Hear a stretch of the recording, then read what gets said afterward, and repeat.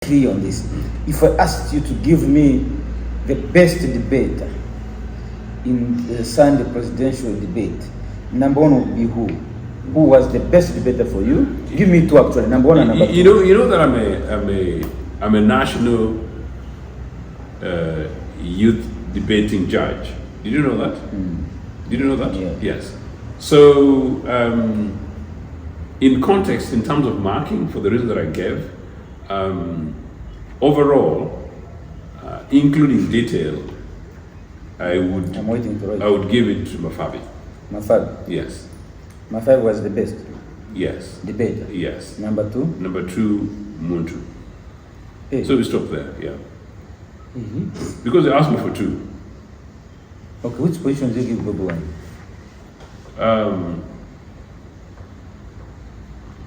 I think I would give him number three. Number three, Bobi Wine. Okay. Ochieno. Sorry, Mr. Joseph Ochieno. I'm a scholar. You mean in this debate, Mafabi and Muntu came out better than Bobi Wine? I went there to observe. I didn't go there to persuade him. Because I was seeing when Bobi Wine would speak, a lot of cheering from the audience, meaning that we are with you, we have understood you. Chagulani, the way he brought out it's good we're discussing this actually. Chagulani, the debating skills, Chagulani has the driving your audience, nailing your point home. Ochieno, you must be biased on Bobi Wine. no. Chagulani is the nearest possible person to defeat Museveni. Let's leave that presidential debate alone. Let's move on. Comrade Ochieno, the wife of Jim Akena, Bet Among, is a minister in Museveni's government. Am I correct? Better money? Yes, the wife of Jim Akena, the president of UPC. Okay, because you have four presidents now, you don't know who is who. I'm not a presidential candidate, but yes, I should be president. Betty Among, the wife of Jim Akena, the president of UPC, is a minister. Jim is not president of UPC. Who is he? In the last week's show, we agreed that you have four presidents, and you mentioned Jim Akena yourself. No, Jim Akena even went online last week, and started mobilizing money, financial assistance to support UPC candidates, and he was doing it in the name of party president. You agreed. I did not agree. Okay. No, I did not agree. You know, I've also studied. But he did. I've also studied some law.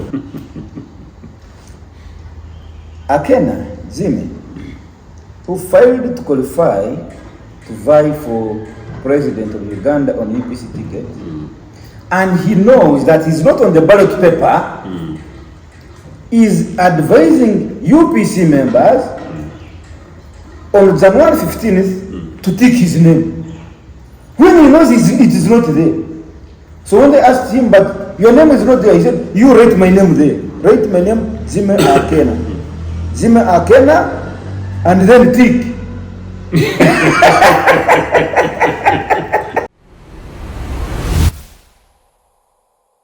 My name is Andy Rumba Katusale, and my elder comrade Joseph Ochieno Pintek. Bino Bero. You have changed it. Okay, let's look at it. You've been Pintek. Pin Beno Bero. That's one you've changed it. What's your name, Joseph? Joseph Ochieno. Pin Bino Bero. Pin, this land will be great again. Pintek is his name. Future. Pintek is his name. It was those days when the Tibarahura was not allowed. Tibarahura, not the. For your names, you mentioned them very well. Where did it just to other people's names?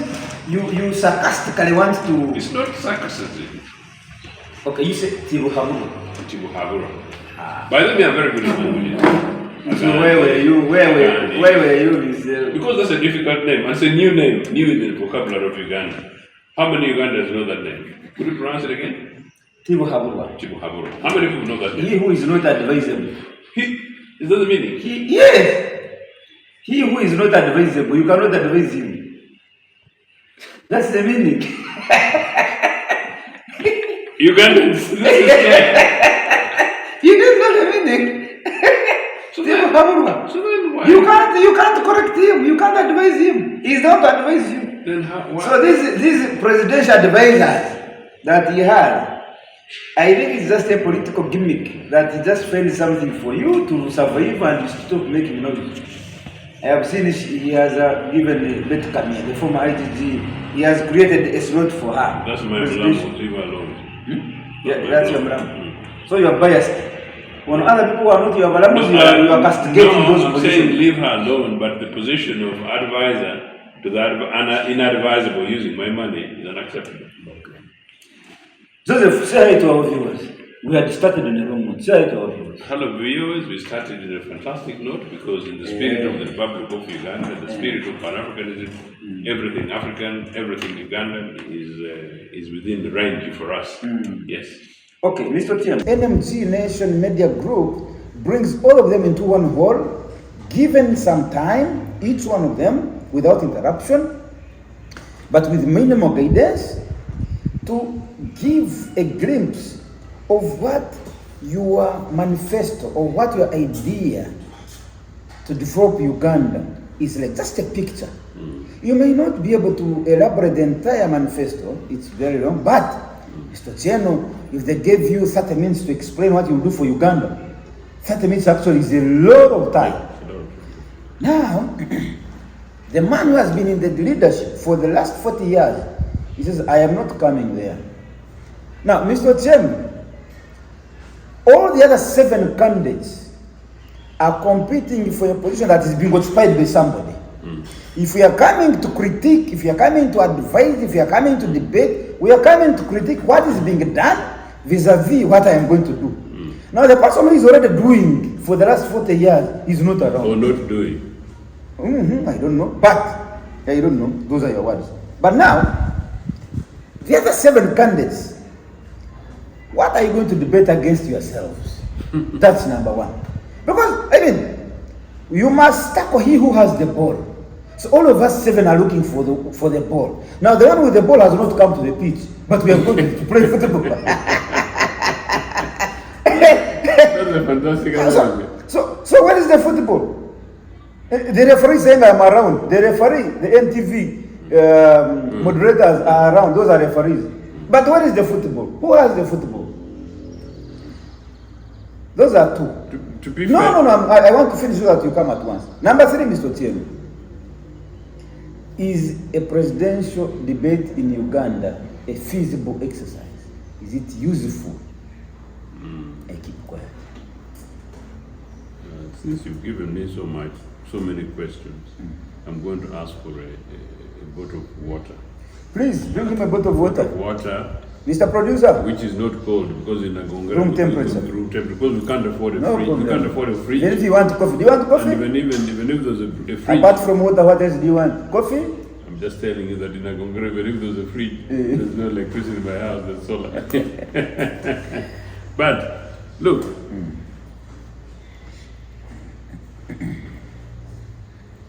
the fact that candidate Museveni did not turn up in these debates is very unfortunate. I think it's an indictment on how this guy treats and considers Ugandans. This is the very same person who has said elections don't matter. Parliament's neither here nor there. The judiciary belongs to him. I didn't hear those statements, Mr. In Ochieno. any case, he said them before. This just paraphrased. Don't want us to. No, I am UBC. We don't say what we can't defend. So we turn up, as you rightly say, and I've not seen you frustrated this much for a very long time about the absence of a candidate. You nearly even called Uganda the football pitch. So I'm going to I'm going to defend him. It's a metaphor I use. But the field is the postulated ideas. But so Uganda is there. So these guys can still talk about what they can do. But you're absolutely right that the critique the person really who should be there is the candidate Museveni. In democracies, you would expect that candidate Museveni would come, thank the people of this country for giving him 40 years. Yes, giving him a chance to be able to do whatever he did. And for him, if I was advising him, to say that, no, we've tried our best, we did A, B, C, D. There are certain things we may not have done well. In fact, there are certain areas where we failed. There are certain areas where when we came, we thought like these energetic 7 young men here, you could even say like that, who are now full of energy and hope and expectations. But if only they could come to my shoes, they would realize that you can promise and it's very difficult when you're there. You see, something along those lines. To say that, look, some of my failures are not because of my failures, but being the unrealistic nature in which I promised, or perhaps the nature of the tough out there. So that would actually give him an extra 1 or 2 points. But to say that Ugandans, you don't really, we don't care about your opinion. It is to confirm the fact that I've been told. He did mention that. Are you? I am inferring. I'm inferring. And his failure to come meant that your opinion didn't matter. That's what your opinion don't matter. Your votes don't matter. And whether you vote for me or not, after all, you didn't vote for me in Luweero, Kabamba, but I'm here 40 years on. So you guys, you can do anything you want with it. Sort of that's the implication. That's your analysis, Mr. Yeah, this is my analysis. He didn't mention that. Because I'm going to, after your submission, I'm going to tell you what he's saying. He inferred upon it by his absence. But in any case, when after 1 day after that, there is an alleged, I don't know whether you can confirm, that there is a supplementary budget proposal with a huge amount of money, and some of that is to go to the Electoral Commission, and some of that is to create new polling stations within this 1 month of an election. Tells you that we are just tourists in these things. And in any case, some people have just been saying that the 7 people are just going to be escorting candidate Museveni and doing nothing. So it's very unfortunate. However, that said, I wasn't the panel. I was in the hall. I was there, and I watched these people closely. I was very saddened. One of the things that pushed me for the first time in a very long time to want to go and be in the same room with Mr. Museveni. I can tell you that I have only been in one room with Mr. Museveni once, and have only been in one close tent with him in my life. No, twice actually. I was in one room with him in 1980 at our mess in Mwiri when he was campaigning. To be fair, so called Mwiri. I was in the same room with him in Parliament when nobody died in the state of the state funeral, state event in Parliament. And I think a day or so later, the following day actually, I was with him on the same tent in, like I say, in Kololo. But I made sure that I was very far from the pavilion, although I was a close aide to Mama Mire. And the next one was, thank you very much for this water. I'm told that some of this water sometimes comes from the hills of your Toro. So you guys are very proud people, but this is just mountain. So the questions were too many, that's why you asked for water. No, I wanted to gain energy because I was shocked by the fact that you said Tibu Habura. It means Tibu Habura means he who doesn't inadvisable. So that shocked me. So the water has saved me. So somebody whom you can't advise, how do you debate with such a person? So I was there. So after recovering from the man's absence, I saw the 5 other people who were there. The other 2 are neither here nor there, who were absent. And in that, because of that debate, there's a candidate for CP called Mabirizi. Joseph Martin. Joseph Martin. He surprised me because it was the first time I was giving him any attention. He was very composed. Sure. Yeah, he was very composed in his stature. And here, as a communications person, I think particularly for television, not for the audience where I was, for television that was good. Whether or not it's the space, the posture for debate where you say you have only limited few minutes, I don't know. But it was good posture and a good tone. But I'm not sure whether the detail of what he was presenting necessarily impressed me. Yeah, I think it's conservative So for me, dogmatism. this is the newest entrance, apart from General Mugisha Muntu and Bobi Wine. The other new entrance that impressed me with their debating skills is this one called Frank. Is this one called Frank, I think? Frank who? The one for Chiingi. Yes. That man. So I was coming to. I think. So the Chiingi guy, Only that he keeps referring to his name that I liked the energy. More than he should be standing on his So ground. he had the energy, but it was as if he came in as a spokesperson for Chiingi. Yes. And a peer person for some kingdom, which is a contradiction that if we are campaigning to lead Uganda as a sovereign state, and you want to refer to other nation states. No, one Chiinga as the one with the head, and some other Middle East kingdom as your engine. For that means when we hand over the country to him, we shall have handed the country to the Middle East kingdom. Yeah. So already that is colonialism now. Then, candidate Chagulani, I normally brought him last, but let him bring him in that order. He spoke to his audience, and it's the same Chagulani. He spoke to his audience. He did not persuade me. Of course, you're UPC forever, for life. I know. No. I know. Even Museveni has not persuaded you for the last 40 years. Chagulani cannot persuade you. Why do you say even? Because you know, Joseph, whenever we are. But why would Museveni Proboti, this one. Why would Museveni persuade me? You see? What in Museveni's things would be persuasive to an average young Ugandan of my nature? Hey, you're also calling yourself a young Ugandan. You're young, of your nature.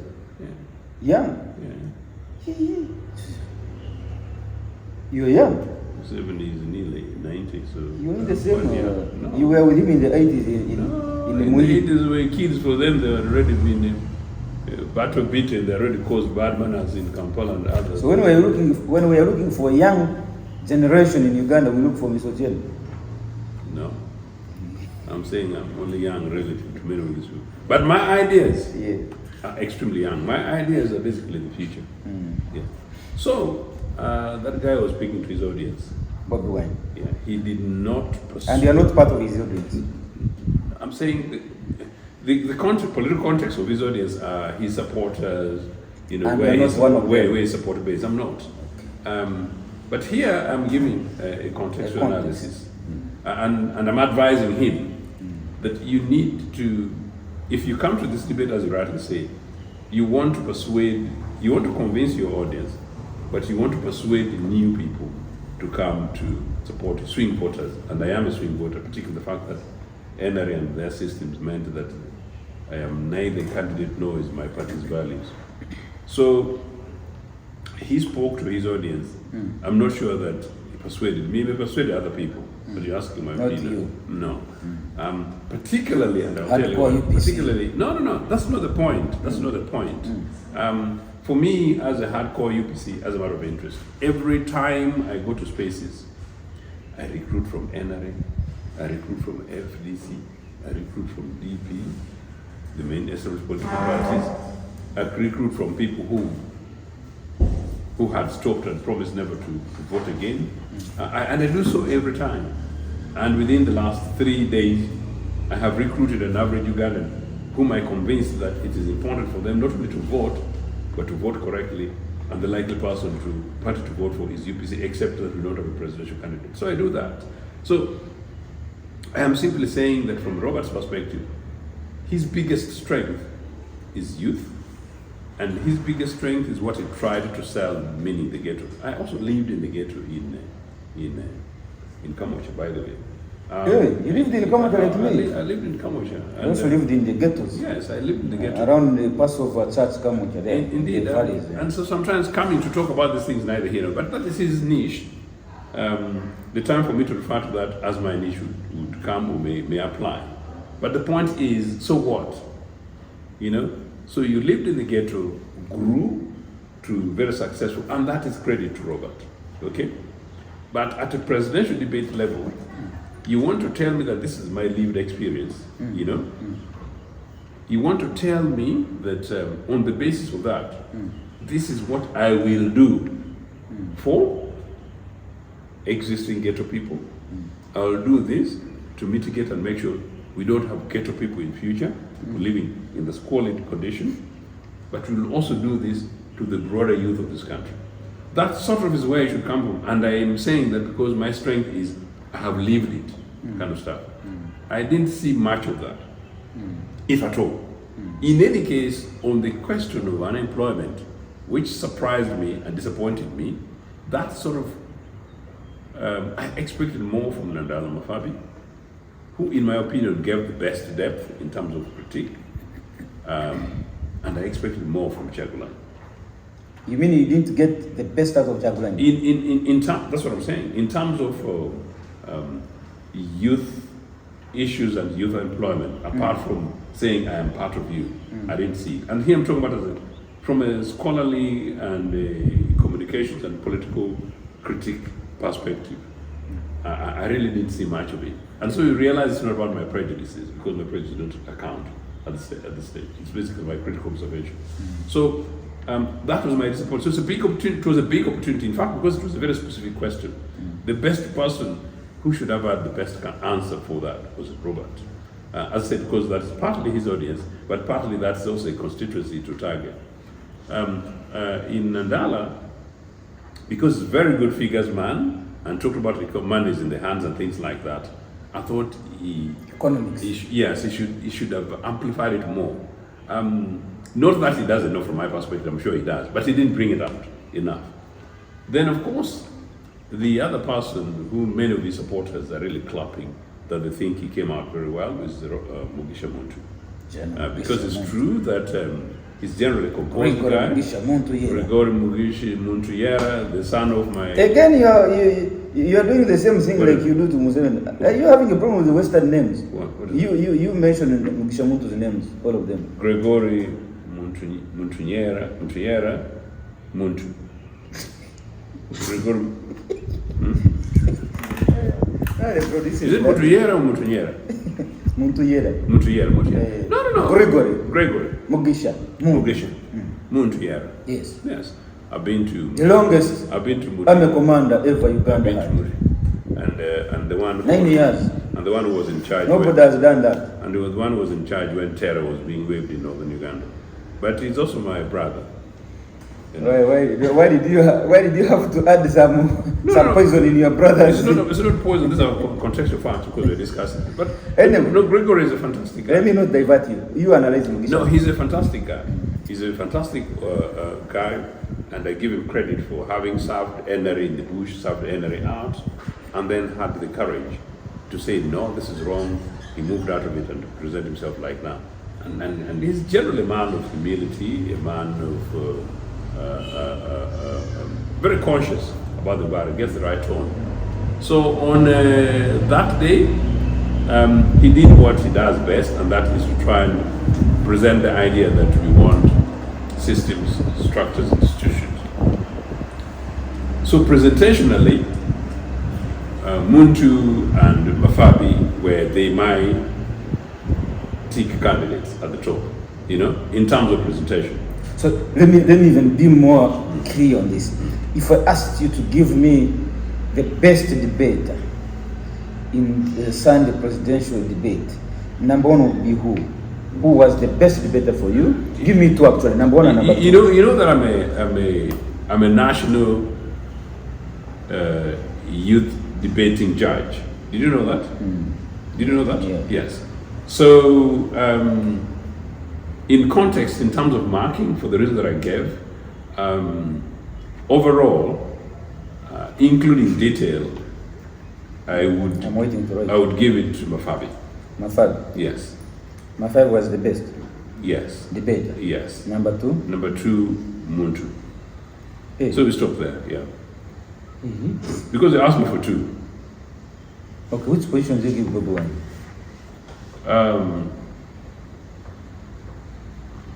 I think I would give him number three. Number three, Bobi Wine. Okay. Ochieno. Sorry, Mr. Joseph Ochieno. I'm a scholar. You mean in this debate, Mafabi and Muntu came out better than Bobi Wine? I went there to observe. I didn't go there to persuade him. Because I was seeing when Bobi Wine would speak, a lot of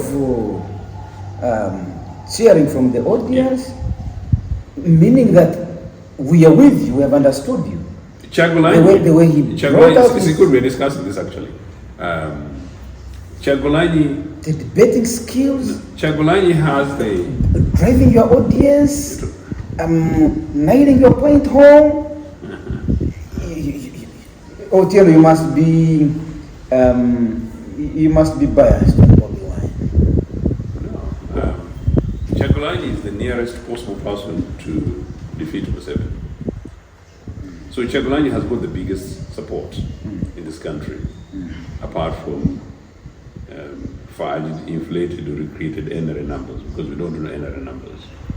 So Chagulani has got to be respected to that effect, and credit given to him and his political organization. You are asking me about content and context The of best debate, debate in of terms of Sunday. debate. So in that audience, the majority of the people would be Robert supporters. Yeah. And it's also true that from a strategic perspective, his supporters were more likely to clap, and indeed they clapped, for him. And I'm not saying that he said anything. So are you saying that he sneaked in more of his supporters No. He is than other candidates did? No, to be fair to him, no, of course not. That's why NRA gets it wrong. Chagulani has got a lot of support. So he will go to many of these other places, people will run around him. That's one of the things I've been saying with the NRA police, that to expect Robert Chagulani to turn up in Liantonde and then hold him responsible for the number of people who are going to turn up and where they're going to go is very unfair. So you should expect that more people are likely to turn up in Chagulani, in Liantonde, when they hear Chagulani is around, than to turn up for Ochieno. Ochieno, some of them may even say, who is this one? They might even say, oh, this UPC person who caused us move 7. They can even say that name. All right. So Chagulani, I told you, spoke to his audience, and that's to his credit. You talk about debate. But in terms of the things that he needed to go extra to persuade people who are not his supporters, he didn't do as much. And as I told you that here, one of them was the question of unemployment, which was a specific question, to them. And then number 2, ghetto and what? So what kind of stuff. On the ghetto thing, I'm very specific because I was recently judge at an inter-university student debate where we had senior keynote speakers, and people then go ahead and talk about their success, So one of the things you don't want to do is to tell the young children of Uganda that I give you hope because you live in the ghetto. You'll also be a Robert Chagulani. Because that is almost certainly not possible in every almost 1 million. You see, that's going to be unlikely. What a UPC government would do... No. You see, that's the problem now. It is not... We are discussing candidates who were duly elected, not elected, who were duly nominated by the National Electoral Body, Electoral Commission of Uganda, who were in the debate. Not UPC, which has 4. Then why are you doing... Four presidents, and none of them qualified. So please, let's first leave that one. Let's debate about the 8 candidates. I'm here as Ochieno, the substantive Ochieno. And I'm here also as a president, should be president of UPC, but I'm also here. You're using a very good English. No. It should be. You are not yet. So when you become, we will discuss. No. I am here as somebody with the competence to give analysis and to help your audience. Yes. And men will do these things. Yeah, but remember, the analysis I asked you to give is encompassing around the duly nominated presidential candidates, not the UPC that fantasizes to be in the State House again for the third time. I know. We will come back to that. I know you're the. We will come back to that. The master of spy media, but allow this that some of the spy scholars will say this. In discussions like this, you do what you call literature review. So you read as much as possible. So let me tell you this. So the context I was saying was that a future UPC government to the future. I'm giving this to Robert, by the way, and his audience. And so I'm disappointed that you interrupted me there. So you're denying Robert people their opportunity, and there are many, and not even Robert. But I'm saying, so what a future UPC government would do to this, meaning what I would expect of other candidates to do, would be to say, what are the causes of ghetto?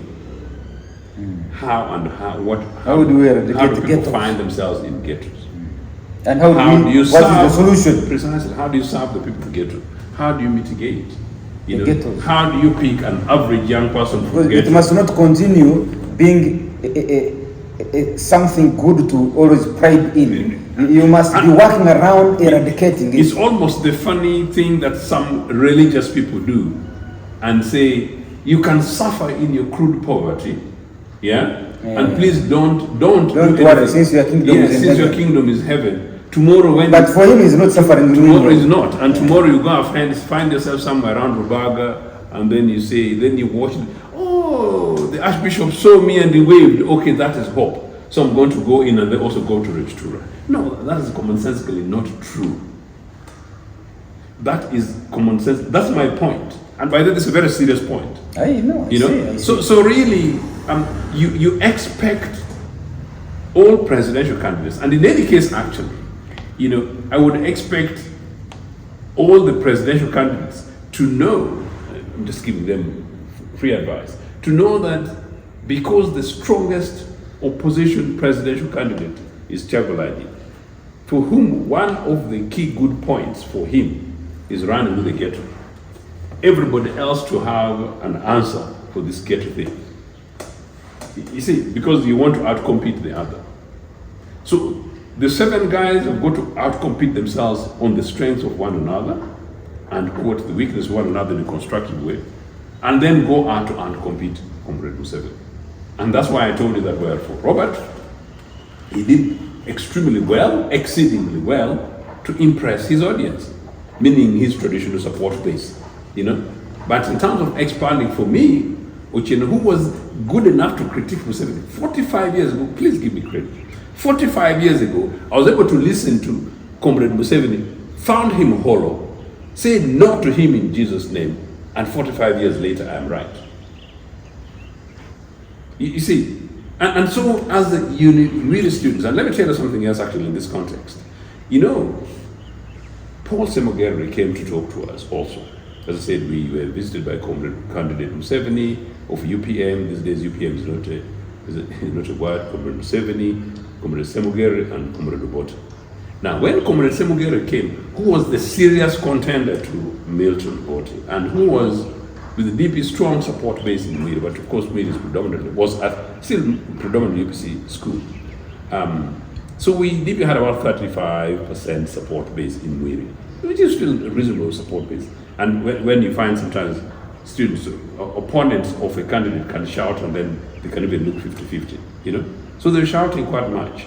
But Paul Semogere made a mistake in his speech and said, my wife has got a PhD in economics.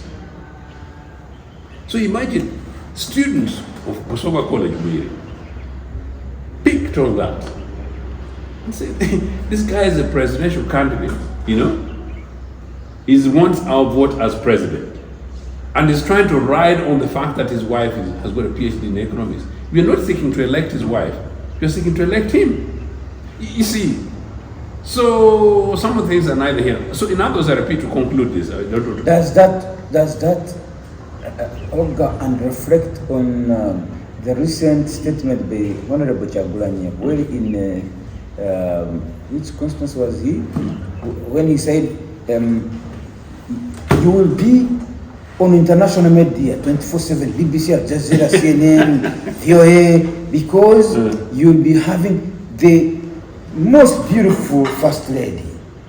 Does that correlate with the statements of then? I didn't hear that, except You didn't hear? Except it moved me allegedly, because I didn't hear it, but I heard that it was. But I mean, I didn't, you know.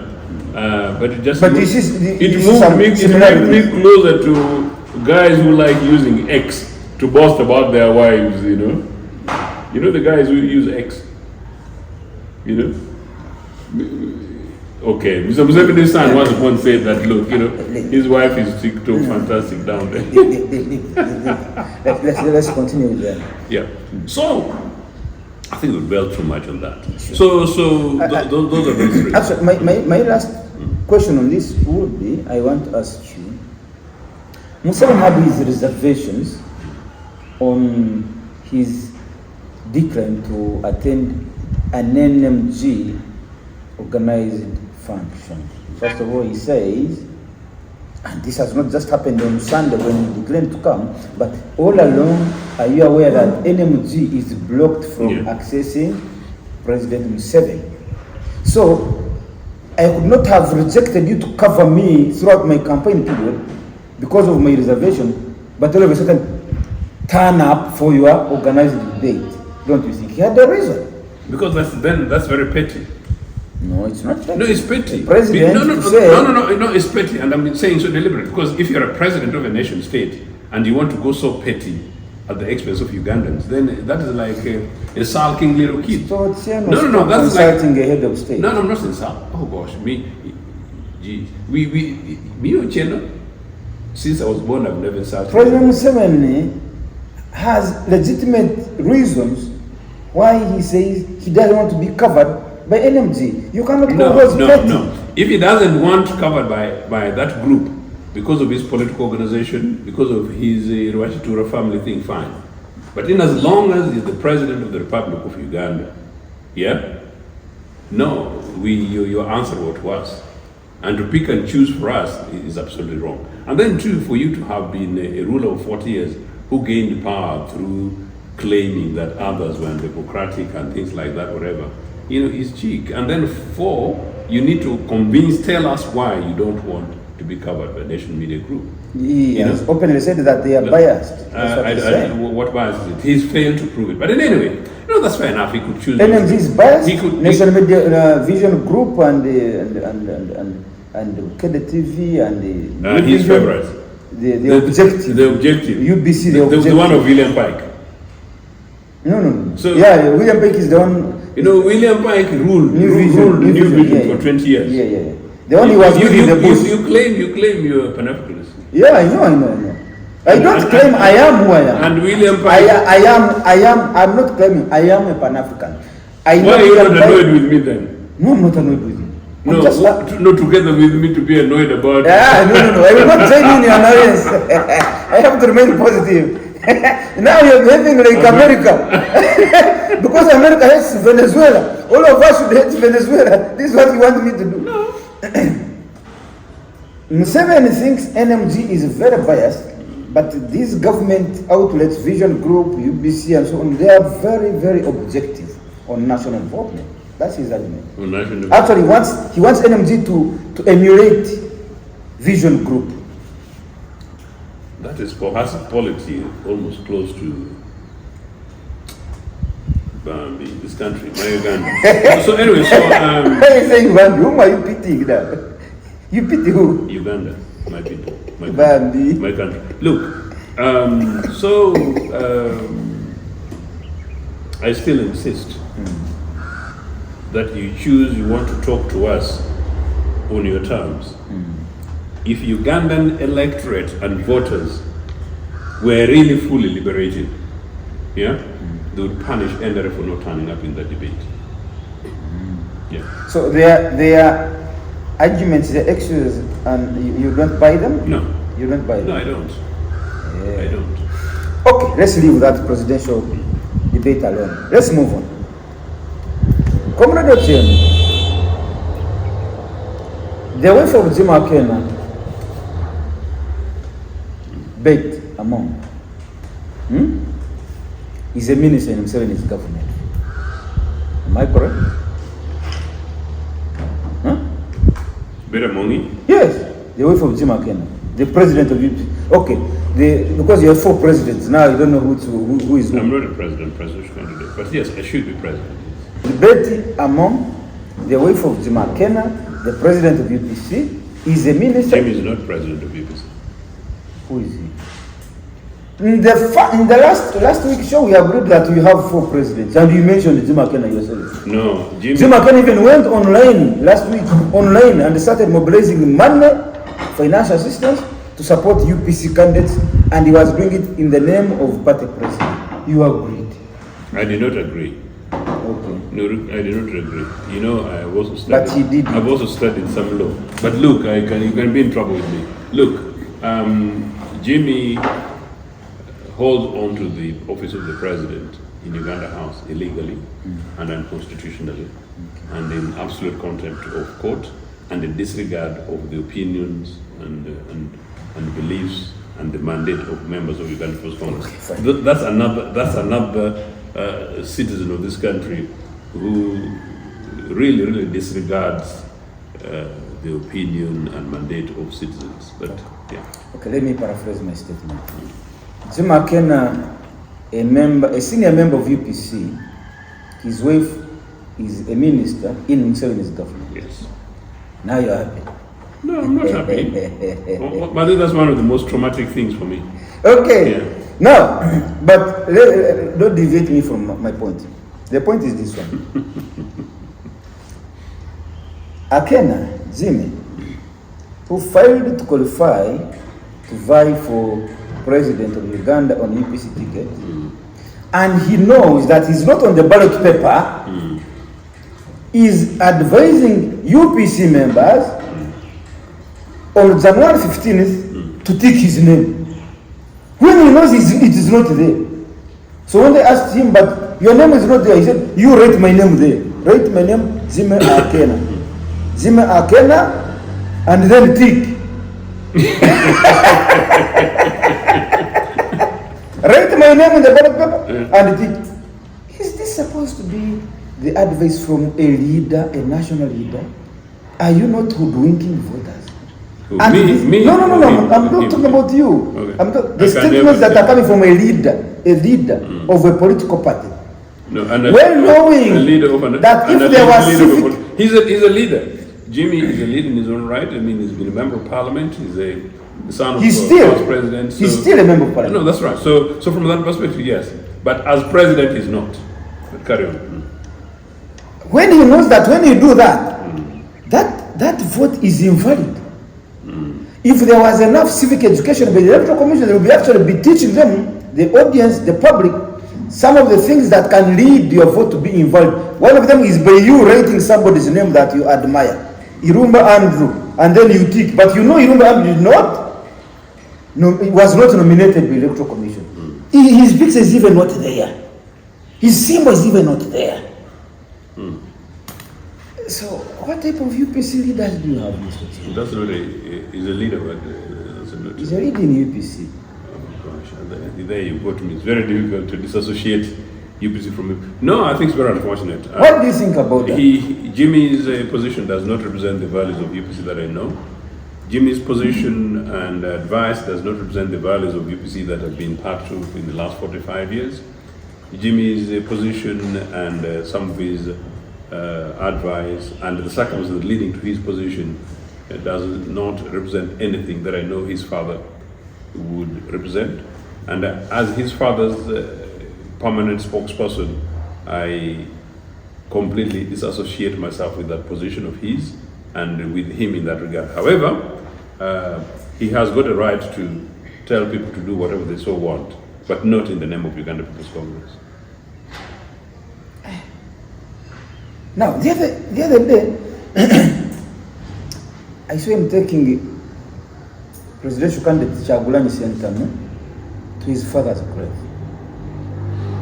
And then, by so doing, I think he even spoke. He was wooing his supporters, UPC members, to vote Chagulanyi. Now, at the same time, he's telling them, no, vote me, although I'm not in the ballot paper. Isn't that big? Did he tell his supporters to vote for Chagulanyi? Yeah, he spoke. He was showing support for Chagulanyi. Actually, in that speech, to be fair to him, in that speech, even told people not to vote Museveni. Yeah, but not to vote NRM. Voting for Museveni does not necessarily mean voting for Chagulanyi. I want to be very clear, but you're right. I mean, he showed his support if he said that people should vote for Chagulanyi, and then later went on to advise that people should write his name as a vote, then that is a matter that I'm going to invite you to invite Jima Kenopore to explain, because that is too far away from my explanation. But number two, on the question of spoiling the ballot, I think, again, it's his democratic right to advise, however erroneously. Is a democratic right to advise erroneously? I'm saying unintentionally. No. A leader, a political leader, and a member of parliament that intentionally, erroneously advise people. I really hope you get the legalistic position I'm saying. I want to protect the basic rights of the citizen, understand what is legal, not legal, what is constitutional, what's not constitutional, and then let people to make their own political decisions. Obviously, if we are in a free state where civically people are aware, they would have punished Mr. Museveni for not turning up, for insulting and abusing them on the presidential debate, and they would almost have had a bearing on how they resolve their opinion about Jim McKenna. You see? So in terms of public opinion, both of them would have to pay on the basis of what the public think. Okay, yeah. Let's move on. Comrade Ochieno, Honorable Nomad Mao, they normally call him Chairman Mao in northern Uganda, is the Minister of Constitutional Affairs, correct? In a regime, yes. But he's a DP president. Confusing. But that's not the point. The point is, he's the custodian of constitutionalism in Uganda. But I've seen him complaining that President Museveni, by all means, created a constituency for him to stand called Laropete. But he's annoyed that NRM people have gone ahead to put candidate in his constituency that Museveni created for him. That how dare they? That how dare they? Museveni has created a constituency for him. He's the chairman of NRM and he's the president. His very people in the party, to which he is the chairman, have actually put candidate to compete against Mao. And Mao is annoyed because of that. He's calling them, no, this is not correct. This is being hypocritical.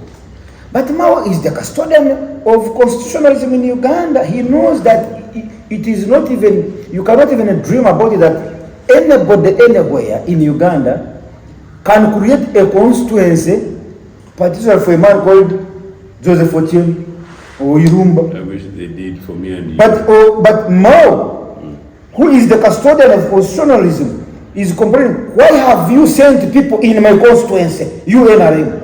Yet Museveni created that constituency for me. You know what Comrade Tafere once upon did?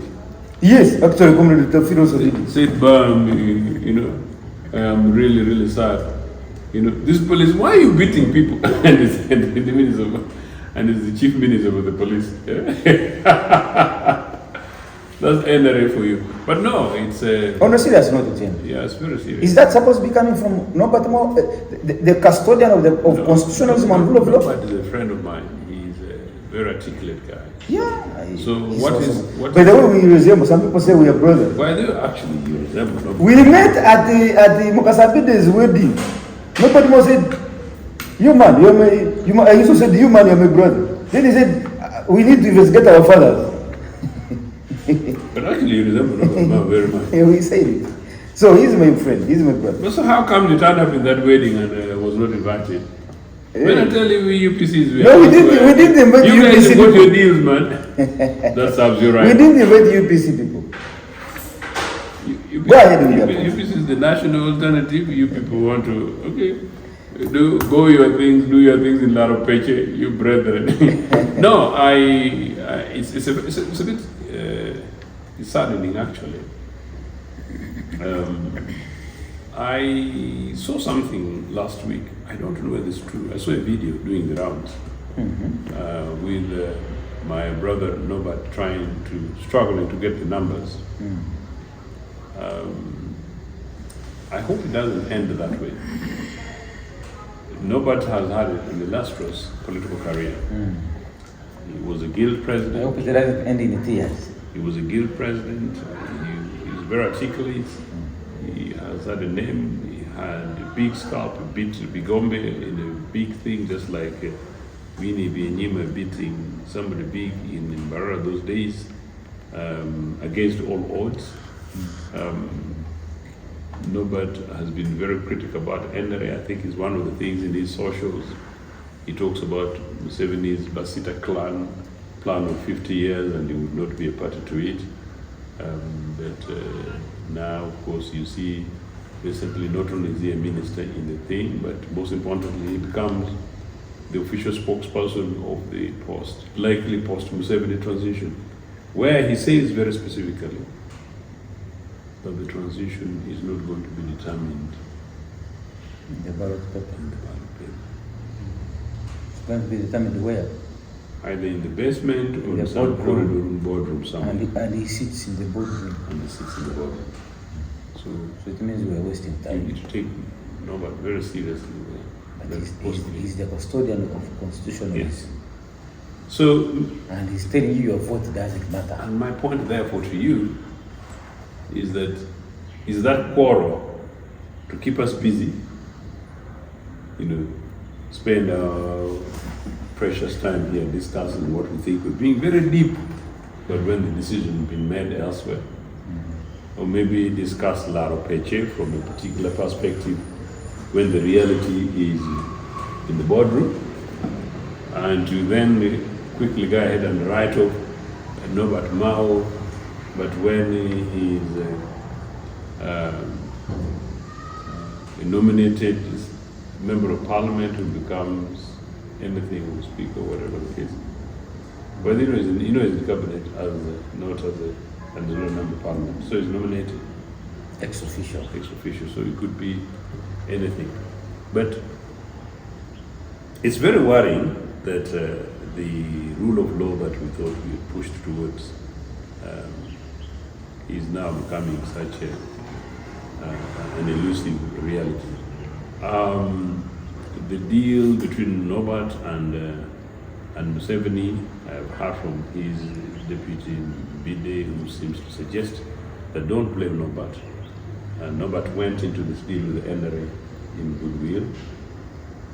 They had detailed write-up. The person who did not deliver is Comrade Museveni. So maybe like my brother Kenna, Norbert went with all good wills and intention, and in this case even did it cleverly in writing. But the in writing thing has been played around with, meaning it's a mere piece of paper. But poor Kenna, who refused allegedly, because Museveni allegedly asked Akena, should we have this thing in writing? And allegedly it's Akena who said no, maybe because he was too trusting to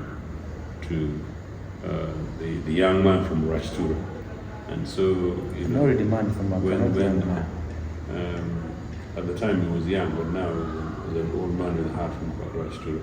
So maybe the old man with a heart from Rashtura has now told Jim Akena that if you thought of the young man from Rashtura with whom you can also play with, you should realize the young man. But, for me, I am like a leopard. All right, so Your opinion about Mao in conclusive remarks is what? He's a great brother of mine. I wish him luck, but Luck to what he has, what he's doing. what he's been doing. But as far as the approach is concerned, versus Museveni, that is contradictory, extremely unfortunate, and if the basis on which we're doing politics in this country, then it's very sad for young citizens of this country to be sufficiently motivated to see me and Norbert as their best examples for today. Thank you very much, Comrade Joseph Ochieno, Pintec. The other side, you said the not Pintec, Pin Bino Bero. Pin Bini Bero. Bino Bero. Pin Bino. This world will be okay and better for the future One for the day. US country. This is what it One day. means. Yes. Joseph Ochieno, Pin Bino Bero. It's been a pleasure. Fantastic. It's been a pleasure meeting you again. Likewise. And of course, I appreciate your golden time that you every week dedicate to this Right. program. Thank you so much, my My elder. pleasure. My name is Andy Lumba Katusale. This is Andy Lumba Live, and this particular episode belongs to Comrade Joseph Ochieno Pin Bino Bero. Pin Bino Bero. Yeah.